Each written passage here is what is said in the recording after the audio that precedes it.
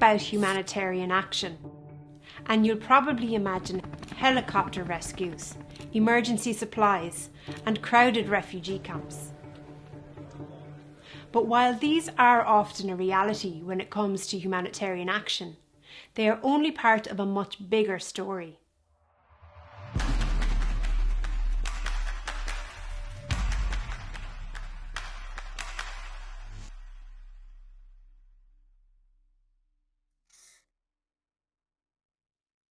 Before understanding humanitarian action, we need to understand what is meant by a humanitarian crisis. Put simply, it's an event or a series of events that threatens the safety and lives of people. The scale of crises can vary greatly in size. Often they are on a very large scale. 1984. A famine caused by drought and civil war devastates Ethiopia, killing 1 million people. 1998. Hurricane Mitch tears across Central America, killing thousands of people. 2004. An earthquake triggers a massive tsunami, killing almost 250,000 people and leaving 2 million people homeless across Southeast Asia. 2011. Civil war erupts in Syria, killing hundreds of thousands of people and forcing 6 million people to flee the country.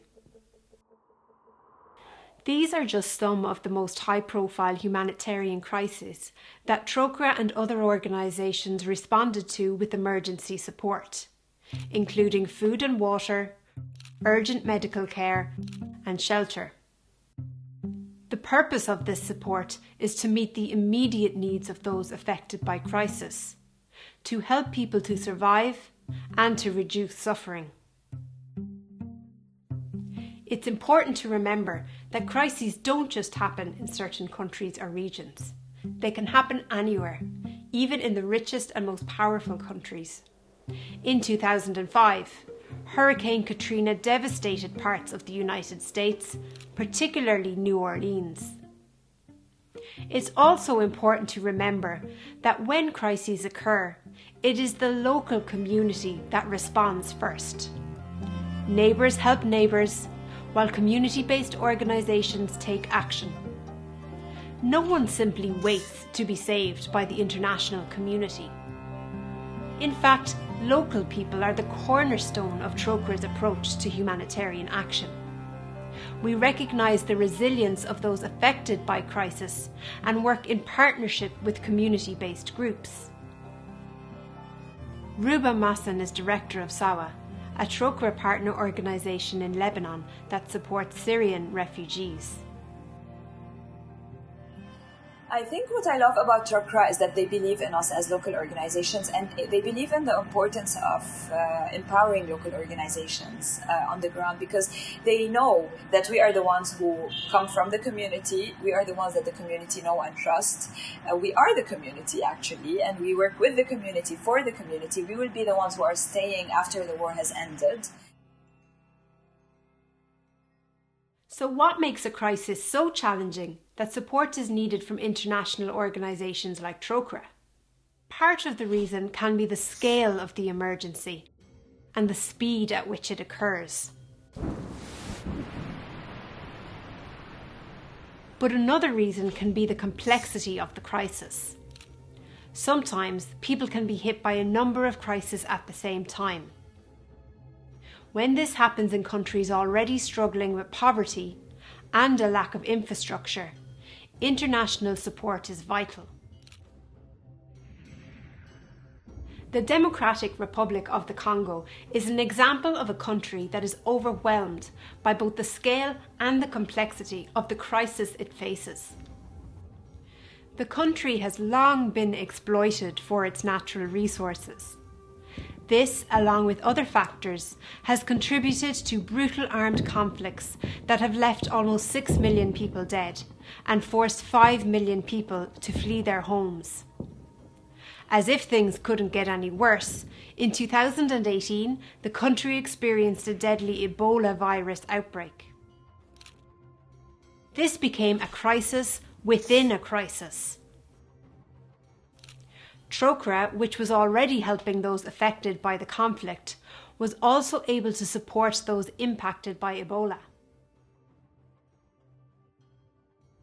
While people have always responded to human suffering, one of the key events in the history of humanitarian action was the creation of the International Committee of the Red Cross in 1863.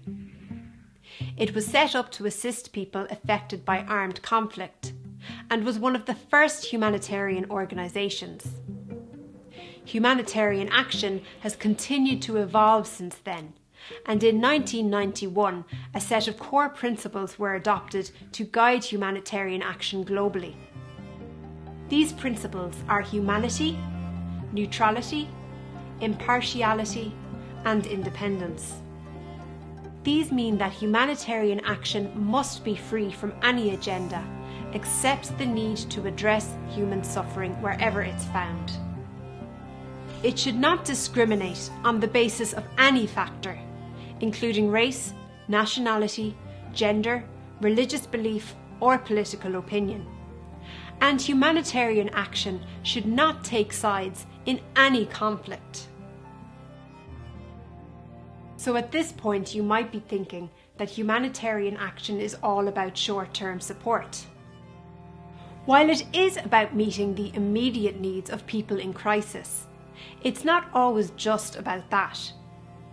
There's often a longer-term dimension to humanitarian action, especially in places where people are at risk of ongoing or repeated crisis.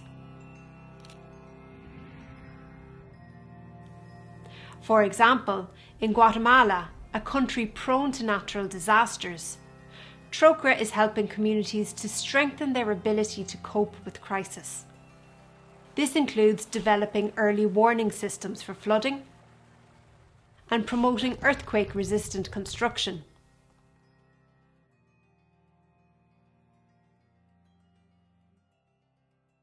Although natural and climate-related disasters continue to devastate communities around the world, armed conflicts are the greatest driver of humanitarian need. These conflicts force millions of people to flee for safety, leaving them without shelter or ways to earn money. People like Awut and Ajak, who were both forced from their homes due to South Sudan's brutal civil war. South Sudan was already one of the poorest countries in the world when the war erupted in 2013.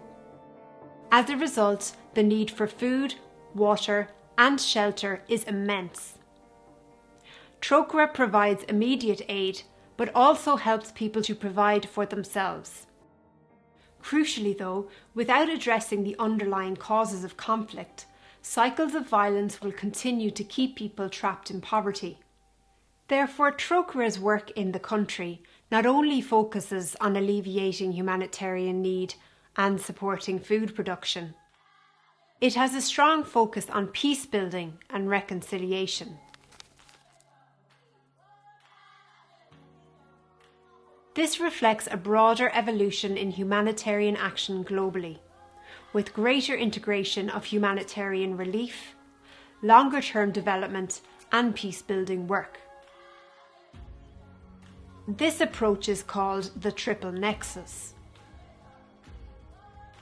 At the heart of it is a recognition that humanitarian crises need long-term solutions, and how often those solutions lie within the communities themselves.